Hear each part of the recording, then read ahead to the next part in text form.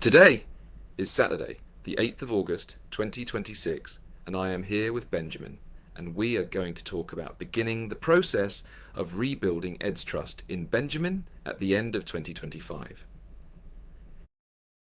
Chapter 19, 7 years old. Back in Houston, the EMDR sessions continued, and in our conversations, Layla and I arrived at the same recognition. With how the binging and purging had been running through the summer almost every day, an eating disorder facility or rehab center was the right container for what came next. This decision to attend rehab for Ed was an alignment of the mind, body, and spirit. It came 4 months after the decision to begin EMDR, which had come 7 months after the decision to live in Chiang Mai. While we worked on finding the right place, I began the practice with Ed. Not asking him questions yet, he wasn't ready, so I told him instead. Whenever I felt the pit in my emotional stomach open and grow deeper, I would return to Ed. I'm here for you, whenever you're ready to open up. I don't expect anything today, but I'm here. That was the practice for 3 weeks, returning to him whenever the pit opened, telling him I was available, letting him decide the timing. By the middle of September, I was on a flight to Chiang Mai, Thailand to check into the Beekeeper Center.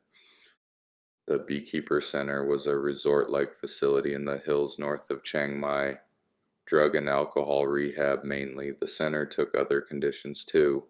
Another client around my age was there for OCD.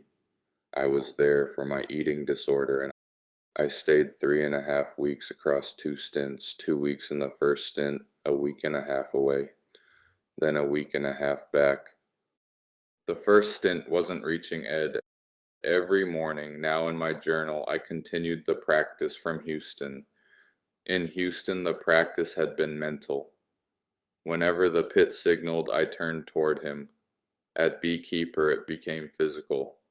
My journal on the desk and pen in hand, the words to Ed written down, telling him I was there, not asking questions, just waiting. 2 weeks of that. Nothing came back. The same architecture as Inner Balance, drug and alcohol focused. The eating disorder was only addressed in a few nutrition sessions. I left after 2 weeks, and the week and a half away was a relapse stretch, smoking, binging, purging, unstructured time producing what unstructured time had always produced. I returned. The second stint was different. The being practice from Inner Balance found its place at Beekeeper.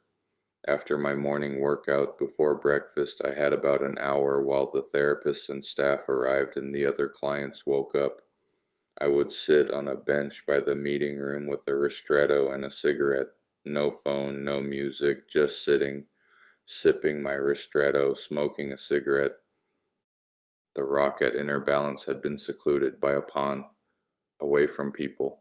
The Beekeeper bench was the opposite. Out in the open, in full view of anyone walking by, therapists, staff, other clients. The practice had stopped needing privacy. The do allowed to stop for 60 minutes a day, with the rest of the center moving past me while it did. And in the morning's journal hour, Ed began to open up. The first 3 days back during my second stint, the dialogue began. Ed told me he didn't trust me. I told him I understood and I was here and would continue to be here for him. 3 days of that exchange, showing up in the journal every morning. Day 4 was different.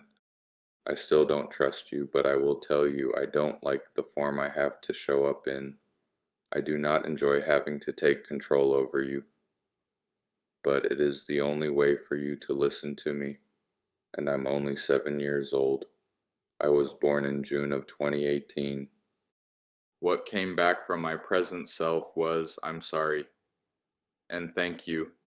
June of 2018. The living room, the couch, the conversation where football ended, the pit opened there. Nothing dramatic happened after day 4. The pattern that had begun there continued. Ed spoke when he was ready. I showed up every morning to receive what he said.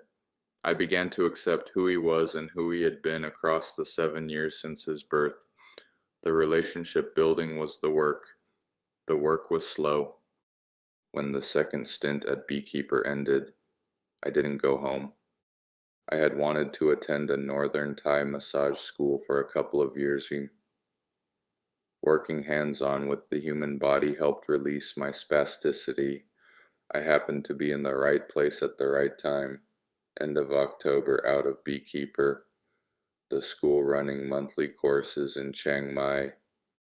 I signed up. For the 4 weeks of November, I went to the massage school every weekday from 9 to 4. The mornings ran the way they had run at Beekeeper, with the practices reorganized to fit the new container. Wake up, Tai Chi, pull the journal out, receive whatever dialogue came from Ed or any other parts that were active, then out for the metronome walk run, back to the place I was staying, and then the being practice on my scooter, parked outside the bungalows I was staying in before riding to the gym. Same architecture as Inner Balance and Beekeeper in a new spot. For those minutes, the feeling was simple. I was right where I needed to be, at the time I needed to be, addressing what I needed to, then to the gym, then class from 9 to 4, then rehab in the pool, back at the bungalows. During those 4 weeks, Ed still showed up. He still needed his relief, his escape into bulimia, but I was kinder with him now.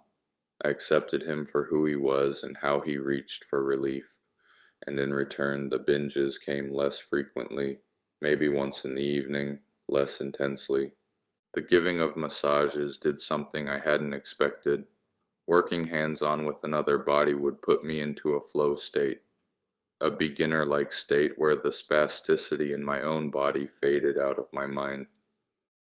The massage school ended at the end of November, and in the middle of December I flew back to the United States to spend the holidays with my family in California.